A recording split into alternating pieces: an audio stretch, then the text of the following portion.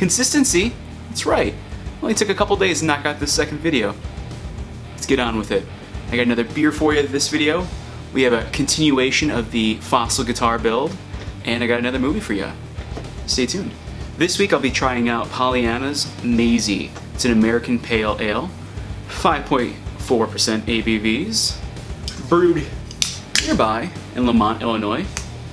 Let's give it a go. It's good. It's a really good drink. It's an American Pale Ale. It's brewed with 4 different American hops. And it kind of leaves a taste lingering of wheat and oats. Definitely a classic Midwestern beer. In regards to the hoppiness level, I give it a 6 out of 10. 10 being incredibly hoppy. Let's head to the garage and check up on that fossil guitar. Previously on Above Ground Audio, I started off with an Epiphone guitar and attempted to Dremel a hole all the way through the body, which proved to be much more difficult than I thought it would be, until I found this guy, which helped speed things up a little bit. Not a lot, but definitely more than the Dremel could. Shake it out. And then I used the Dremel to kind of make the guitar look like there was petrified wood. Brought this screwdriver thingamajig back out to burrow some more holes. Now we're on to your next video. The Craftsman slash thingamajig has made a reappearance. This has been probably the most useful tool in digging holes in this guitar. Again, I ultimately want to burrow 4 holes into the guitar that can ultimately fill with epoxy, make it kind of look like an amber, and then fill that amber with some sort of either stone or bone-like material to give it that fossil appearance. The Dremel has also been equally important in digging those lines in the body of the guitar. Now, I was super excited with the black paint job to give it more of a stone-like appearance, but I think a natural wood finish is going to be best. Hence the sander.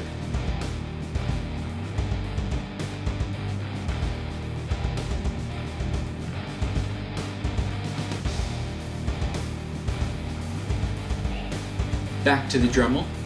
Dremel is terrific for going in after the Craftsman to kind of smooth things out.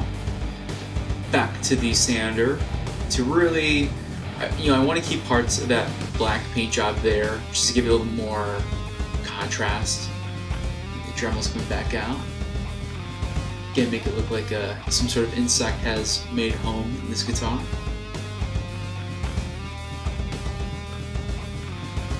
Round out those holes a little bit more, not make it look so mechanic-like.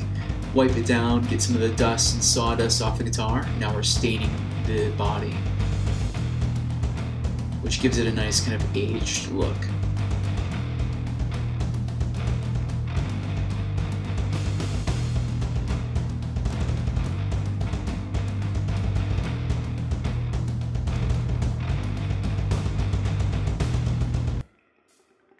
This week's horror movie review is going to be 2016's The Purge election year.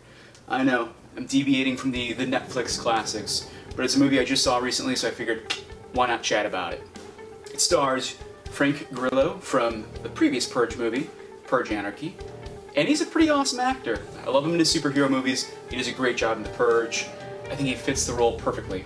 Ultimately, Frank Grillo is a bodyguard of sorts who has to protect the senator who's basically running for president to end the Purge. Of course, there's people who have a lot of vested interest in the Purge and are trying to get them to not succeed. So, all in all, it was an okay movie. I wish the Purge would have taken the same approach that Sinister did. Sinister had a really cool dark approach, even Sinister 1 and 2. The Purge election year gets a little hokey, comic booky at points, where it takes the violence and just makes it so. Here's a scene in the movie. There's a scene in the movie where they're driving past an alley, and some purgers have a guillotine set up, and they're just knocking people's heads off. A little ridiculous, of course, a bit gross, but just it gets to the point where it's too ridiculous, almost for enjoyment. I give it 6 out of 10. Big fan of the concept. I think the Purge concept's super cool. The Purge 1, the first one, started off super strong, and then had the worst ending I could think of. But ultimately, I mean, if you're a big horror movie fan, I think you're going to see it regardless. Hence is why there's 3 Purge movies and a ton of Saw movies. We're dedicated, we're loyal. I think it's why you never see like a comedy convention. Not to say that comedy movies aren't hugely successful, but there's something about horror movies that horror fans just we have to watch it regardless. So I give a lukewarm recommendation of the Purge election year. Pick up some Maisies, run to that red box, get yourself the Purge election year. You got yourself a decent Tuesday night. Pretty good Tuesday night, matter of fact. Until next time.